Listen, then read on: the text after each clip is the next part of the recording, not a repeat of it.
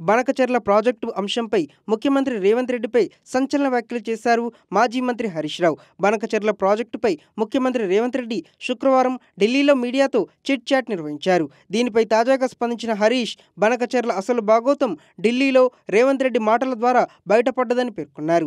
బనకచెర్లపై చంద్రబాబుతో ముందే లోపాయికారి ఒప్పందం కుదుర్చుకొని గోదావరిలో 1000 టీఎంసీలు, కృష్ణాలో 500 టీఎంసీలు ఇస్తే చాలనే పల్లవిని వినిపిస్తూ తెలంగాణకు తీరని ద్రోహం తలపెట్టేందుకు సిద్ధమయ్యారని ఆయన మాటలు చెప్పకనే చెబుతున్నాయని హరీష్ విమర్శించారు. కేబినెట్ సమావేశం ఏర్పాటు, చంద్రబాబుతో చర్చల ప్రతిపాదన ముందే కుదుర్చుకున్న మ్యాచ్ ఫిక్సింగ్లో భాగమేనని స్పష్టమైందని ధ్వజమెత్తారు. కేసీఆర్ గోదావరిలో తెలంగాణకి ఇప్పటికే ఇచ్చిన జీవోల ఆధారంగా 968 టీఎంసీల హక్కుకు తోడు సముద్రంలో కలుస్తున్న 3000 టీఎంసీలలో 1950 టీఎంసీల జలాలు తెలంగాణకి ఇవ్వాలని కోరారని, అంటే మొత్తం 2918 టీఎంసీలు కేసీఆర్ అడిగితే రేవంత్ రెడ్డి మాత్రం 1000 టీఎంసీలకే తెలంగాణ వాటాను పరిమితం చేసే కుట్ర చేస్తున్నారని ఆరోపించారు.